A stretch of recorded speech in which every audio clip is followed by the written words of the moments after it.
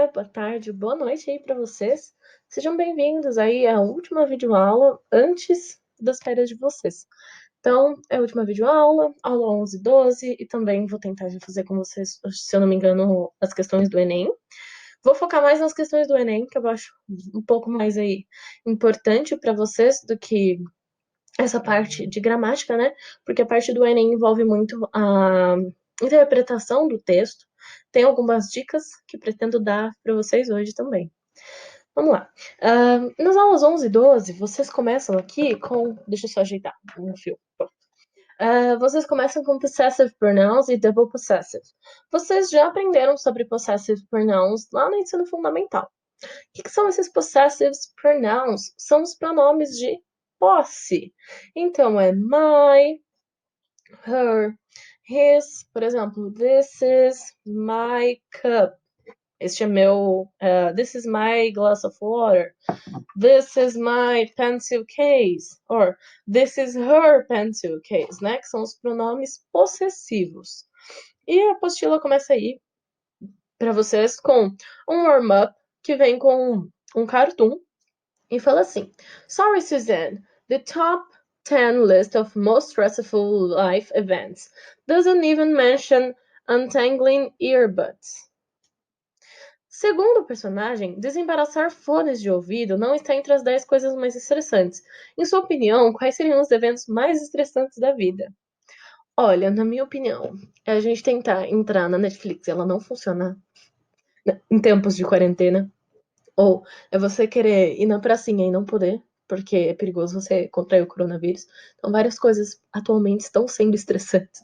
Então, esse módulo ele vai trazer alguns textos que falam sobre o estresse, como o texto da Universidade Estadual da Bahia, que tem um texto que fala Living with Stress, que é vivendo aí com estresse, né? E tem o Stress List. Então, se você acha que sim, coloca um tiquezinho no sim. Se você acha que não, coloca um tiquezinho aí no não. Vamos fazer o teste aí. Often sleep badly. Yes. Get headaches a lot. Yes. Find it difficult to relax. Yeah. Yes. Need alcohol or cigarettes to calm your nerves. No. Usually hide your feelings. Yes. Finding difficult to concentrate. Yes. Take tranquilizers or sleeping pills. Yes. Get angry when things go wrong. Always. Então eu tenho aí 8 de 9 coisinhas, ou de 10 coisinhas. Vamos ver. 1, 2, 3, 4, 5, 6, 7, 8. Não, contei errado. 1, 2, 3, 4, 5, 6, 7, 8. Ué. O único que o meu é no é dos cigarettes and alcohol. Mas o resto, tudo sim. A vida é muito estressante, gente. If your answer yes to more than 2 of these questions, you are one of many people who suffer from stress. Apresento a vocês uma pessoa estressada, se você marcou mais de 2 opções. Aí depois nós temos aqui, if you have a special remedy for stress, write to Rome. March, if we print a letter of yours, you win 10 libras. Quem quer 10 libras? Aí, ó. Porque é libra, né? Esse aqui é o símbolo da libra. O dólar e a libra agora estão aí no pau a pau, né? Acho que eu prefiro qualquer um dos dois. Então, temos aí o glossary para vocês. Main, principal, to hide, esconder. Chew, mascar ou mastigar. Gum, goma. No gum, pessoal, prestem bem atenção na pronúncia. Como tem um M no final, vocês têm que fechar a boca. Então, gum, tem que fechar os lábios. Porque se você fala gun, tá vendo? Eu não fechei, é arma. Então é uma dica de pronúncia do inglês. Quando as palavras terminam com M, você tem que fechar os lábios, porque é uma consoante bilabial. Então ela usa os dois lábios. E para enfatizar bem o que é com M, a palavra tem que ser gum. Então fecha para falar. Senão fica gun, aí é arma, ok? Porque são sons diferentes. Mesma coisa de ma'am, que é senhora, um jeito de chamar, tipo ma'am, para chamar atenção, e man, que é homem. Então, temos aí sempre que prestar atenção com a parte de pronúncia do inglês. Chewing gum, gama de mascar ou chiclete. Worry beads, pulseira de contas, né, para aliviar a tensão. To relieve, to laugh, to print, to win. Temos várias aí. Na sentença, do the stress test and find out. The expression, né? The expression means discover, porque descubra, né? Então não tem aí outra opção. A palavra so pode ser replaced, sem mudar o sentido para o however. Está sendo usada para chamar atenção antes da questão, sim. Porque você vai falar sobre uma pergunta, alguma coisa, você usa o so antes, é para chamar mais atenção para aquilo, para dar ênfase e mostrar que aquilo é importante. Que aquela frase que você vai falar, ela é importante. A 3. Na palavra their in, their advice is that refers to. Aqui nós estamos usando their como um pronome relativo, ou seja, um pronome que vai relacionar, certo? A algo. Porque ele vem sempre depois de um substantivo. E também vai indicar posse. O advice é o conselho de quem? Deles. Quem são essas pessoas? Deles. São os médicos, ok? A palavra you, in, when you laugh and smile, está se referindo a quê? Quando você sorri e ri. Quando você ri e sorri, né? Porque laugh é risada. Quando você ri e sorri, está se referindo a quem esse você? A todos os leitores, então são as pessoas no geral. Entre outras, são causas do estresse.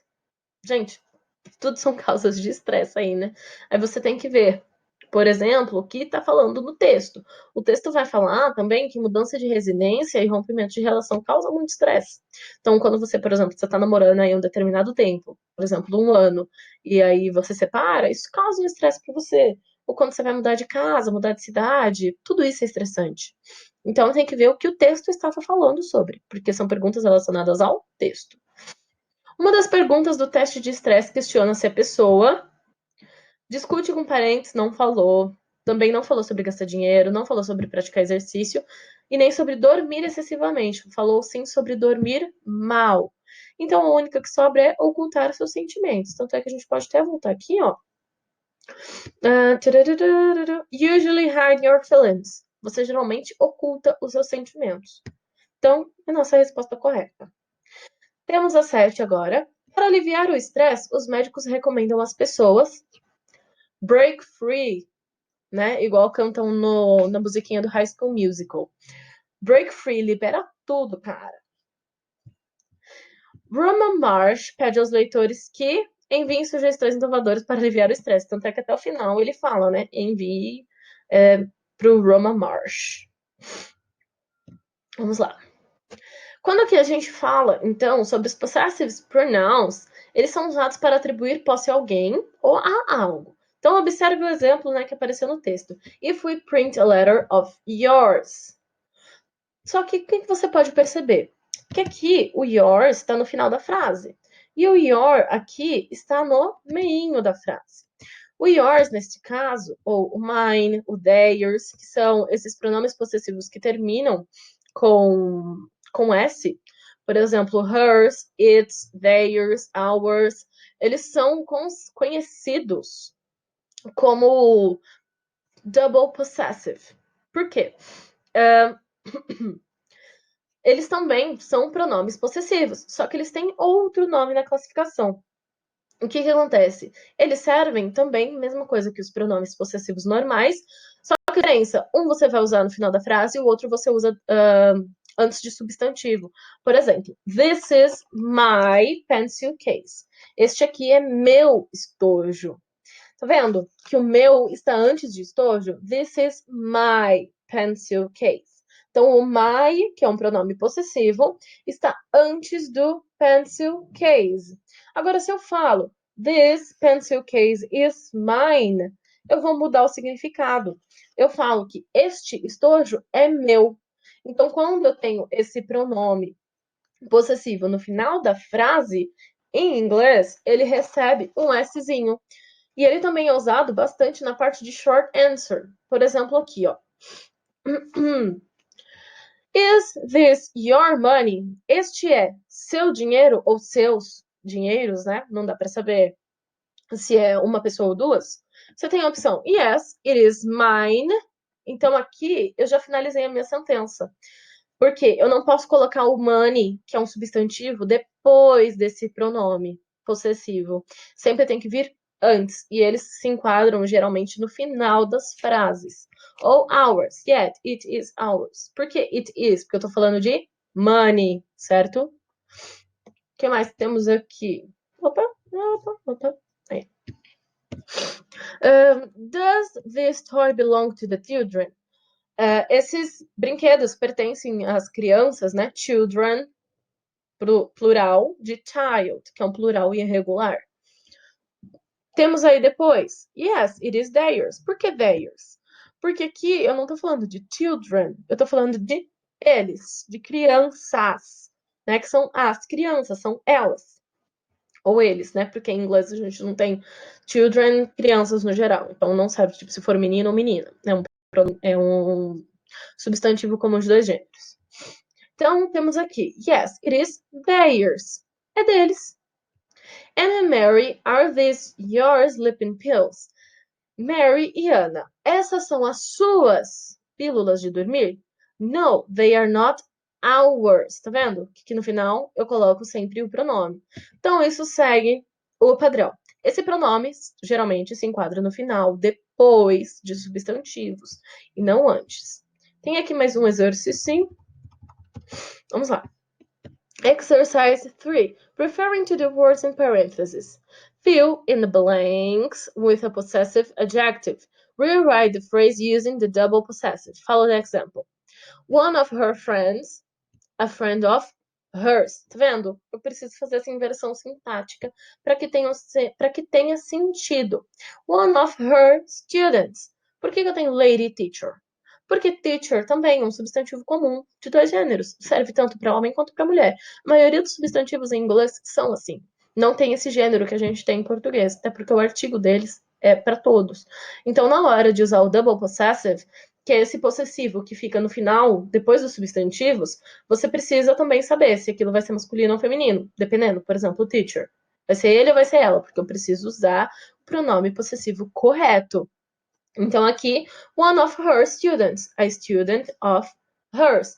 Um aluno dela, um dos alunos dela, né? Um dela, alunos. Em português fica estranha essa construção. Então, a gente sempre tem que adaptar. Mas como o nosso substantivo está aqui, ó, depois, eu preciso usar antes o meu possessive pronoun normalmente, que é o sem o S. Agora, o double possessive eu uso depois do substantivo, tá vendo, ó? E sempre não, né? Aqui neste caso, a student of hers, eu preciso colocar o of, ok? Por quê? É um estudante dela, não é o aluno que pertence a ela. Eu preciso de of antes aqui, a student of hers. Mesma coisa, some of their complaints, que é people, né? Então, some complaints of theirs. One of our uncles, que é we. Então, eu preciso saber, né? One of my uncles. Poderia ser, por exemplo. Então, aqui ele só colocou a pessoa, né? O substantivo. Opa! O pronome aqui. Pronome pessoal do caso real. Então, one of our uncles. An uncle of ours. Some letters of yours. My relatives. A relative of mine. Então, tudo isso importa pra gente. É uma aqui, por favor, façam essas lições aí, né? Não preciso nem falar, terminou um módulo, tem que fazer as lições mínimas e complementares. Então agora nós vamos para o rumo ao Enem, que na minha opinião é o mais legal daqui. Por quê? Quando vocês vão fazer Enem, ou qualquer outro tipo de vestibular, a maioria das vezes vocês não têm tanta afinidade com o inglês ou com o espanhol, que seja. Porque no Enem você pode escolher, né? Inglês ou espanhol. Nos outros vestibulares, a maioria das vezes vem só inglês. Alguns vêm inglês e espanhol também para ser feito. Só que o inglês geralmente é mais fácil do que o espanhol. Por quê? Porque eles cobram apenas as estratégias de leitura. Vocês já devem ter aprendido em algum momento no ano passado isso. As estratégias de leitura servem para nos ajudar a entender o texto. Ou seja, a gente vai caçar as coisas dentro do texto para conseguir chegar à resposta.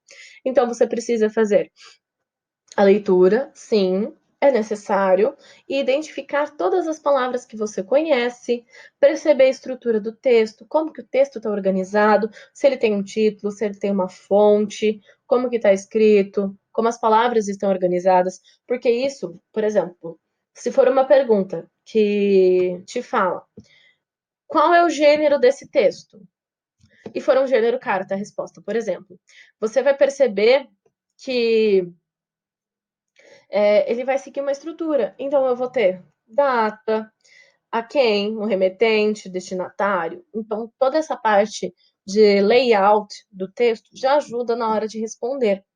Então, é só algumas dicas para vocês. Outra coisa também, como esses vestibulares já servem para eliminar as pessoas, como assim? Eles vão chegar matando todo mundo?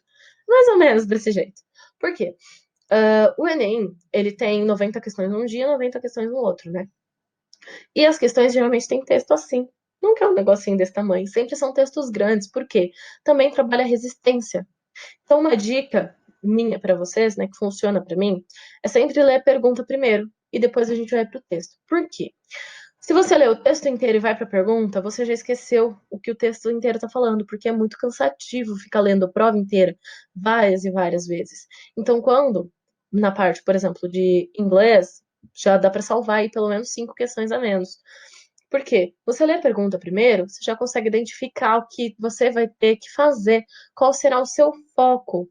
Então, na hora que você lê o texto, você já vai ter outra percepção, você já vai ficar mais atento na leitura. Então, a minha dica para vocês é: comecem da questão, da pergunta e depois para o texto, porque vai ajudar. Salva um pouquinho de tempo e vocês também têm mais atenção na hora de ler, porque muitos já estão cansados na hora de fazer a prova, já estão com medo, né? Já tem aquela gastura no estômago, porque é uma prova, é o Enem. Quem já foi fazer esse ano como treineiro, ou qualquer outra prova, pessoal, é uma dica aí que funcionou para mim, então é sempre bom a gente passar adiante. Então, aqui, ó, definidas pelos países membros da Organização das Nações Unidas, a ONU, e por organizações internacionais, as metas de desenvolvimento do milênio envolvem 8 objetivos a serem alcançados até 2015. Apesar da diversidade cultural, esses objetivos, mostrados na imagem, são comuns ao mundo todo, sendo 2 deles. Então, aqui, eles querem saber sobre os objetivos e quais são os 2 objetivos que têm mais influência no mundo inteiro. Então, aqui, a gente já sabe o que é. Então, nessa parte, nós podemos ler. Tem um cabelo aqui. Aí, tirei. Nessa parte, nós já podemos ler a imagem, né? Essa propaganda, para que a gente consiga achar a resposta, porque nós já teremos um norte.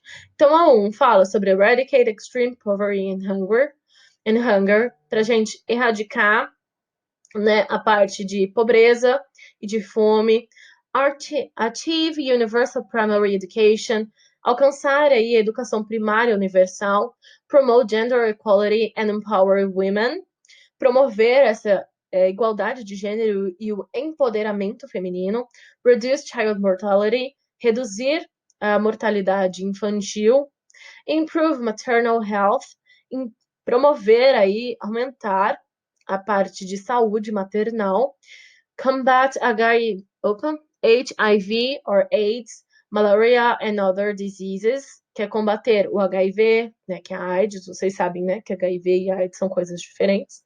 AIDS é a doença, HIV é o vírus. Malaria and other diseases.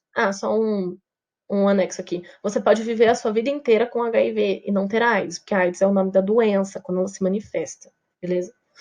Ensure environmental sustainability e a Global Partnership for Development. Tudo isso já vai ajudar em tudo. Então, quando a gente fala definido pelos países, quais são as 2 coisas comuns no mundo todo? Igualdade de gênero e erradicação da pobreza. Porque é o seguinte, combate à AIDS e a melhoria do ensino universitário não são objetivos mundiais, que quando a gente fala que é comum ao mundo todo, são lutas comuns que todo mundo tenta fazer. Então, a promoção, né, da igualdade de gênero é uma luta que vem aí por anos. E a erradicação da pobreza também, da pobreza e da fome. Então, vamos lá. Próximo aqui. Hispanics in the US, a New Generation. Já olhem aí o estilo do texto. Você já conseguiu perceber que é uma reportagem. Por quê? Tem um título, tem Wednesday, 9 June 2010, bbc.co.uk. Então você já sabe que é uma reportagem que foi retirada da BBC. Da BBC do UK, então do United Kingdom.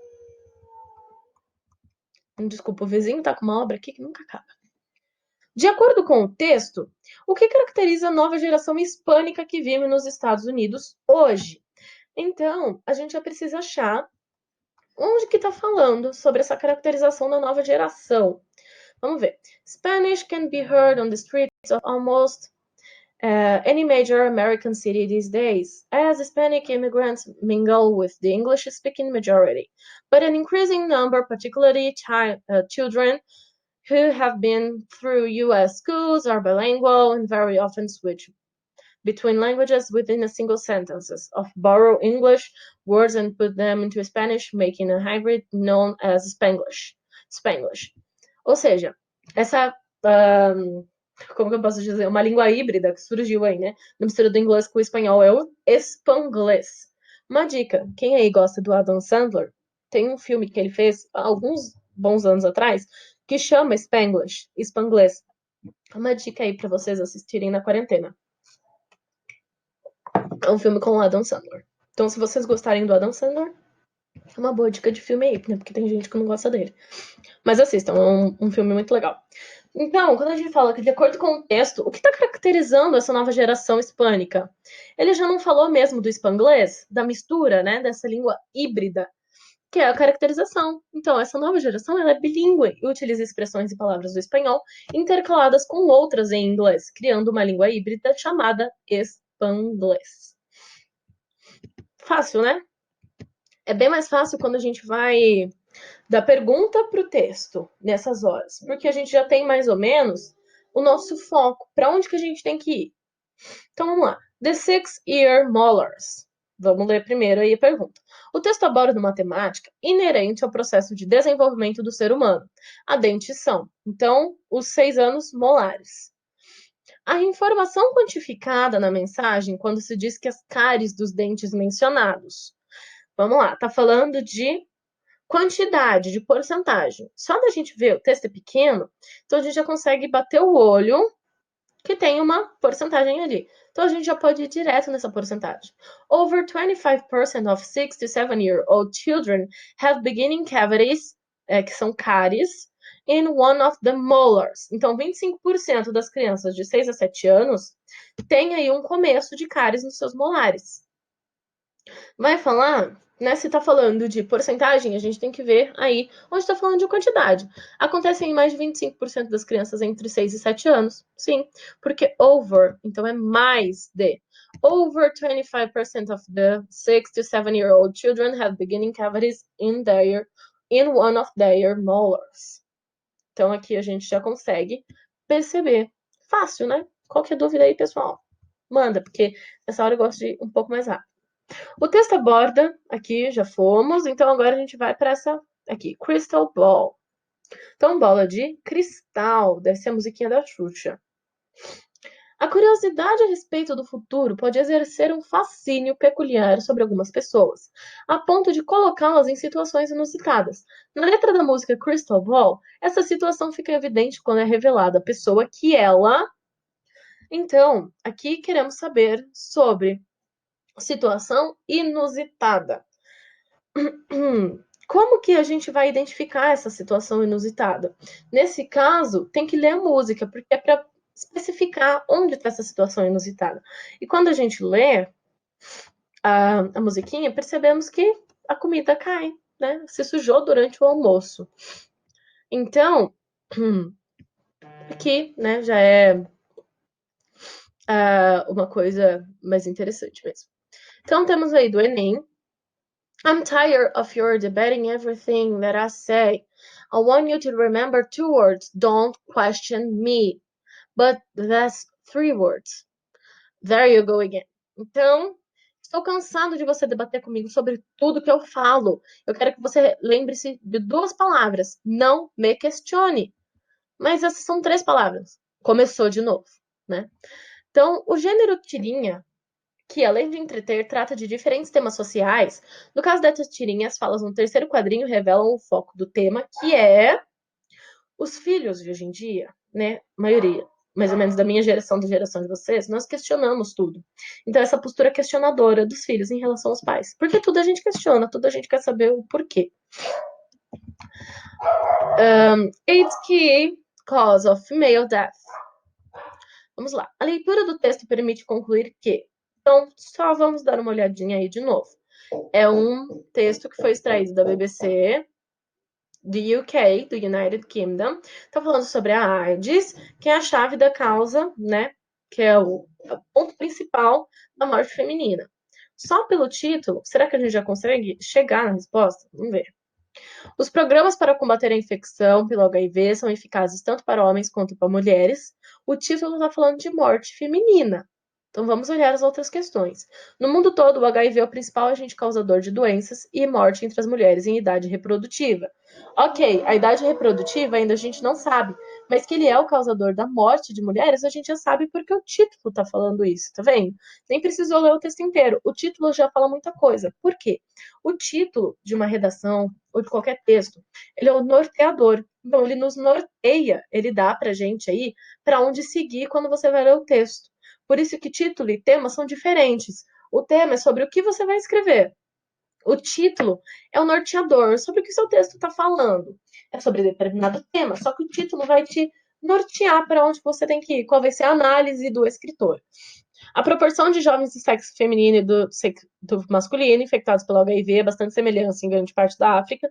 O título não falou isso pra gente. Mas pode ser que sim, vai que o texto está falando da África. Só que até agora, quando a gente lê, o único que está falando sobre morte é a B. E qual que é a principal aqui? A gente perceber se está falando sobre idade reprodutiva nas mulheres. Então, se está falando de idade reprodutiva, vamos ler sobre aqui, né? O subtítulo. HIV has become the leading cause of death and disease among women of reproductive age worldwide. Pronto. A gente não precisou ler o texto inteiro, ganhamos aí uns minutinhos na questão, só por ter lido o título, feito a interpretação de título e lendo essa partezinha aqui. É uma dica aí. Dicas que dão certo aí, galera. A gente sempre tem que estar espalhando elas pelo mundo. The worst driving habits. Então, os piores hábitos na direção, na hora de dirigir. Speeding, a gente só vai ler os tópicos. Speeding, que é velocidade alta. Drinking and driving, beber e dirigir. E unblocked, ou seja, quando você não está com cinto de segurança. Segundo o texto, a alta velocidade diminui o tempo de reação diante de um imprevisto? A gente não sabe, teria que ler. Então, nesse tipo de questão, o melhor a fazer é ler cada um deles. Por quê? O título não deu para gente um norte das respostas, como foi o caso da questão anterior, da 6. Então, nós temos que ler. Speed kills. The faster you drive, the higher your chances of serious injury or death you are involved in an accident. Então, also higher speeds result in reduced reaction time. Pronto, achamos nossa resposta. Não tem a primeira pergunta, a primeira questão tá falando disso? Chama ali. Nas 4 primeiras linhas já estava a nossa resposta. Então, eu vou deixar aqui as respostas para vocês dos outros. Né? Caso vocês tenham alguma dúvida de interpretação dessas outras questões, né, que eu acho que já ficou uma videoaula um pouco longa demais, e vocês não tenham conseguido interpretar, me mandem mensagem. Aí a gente tenta resolver juntos, ok? Então, pessoal, é isso. Espero que vocês não tenham ficado com nenhuma dúvida. Caso tenham ficado com dúvida, me avisem, me mandem uma mensagem aí, para que a gente possa tirar essa dúvida de vocês.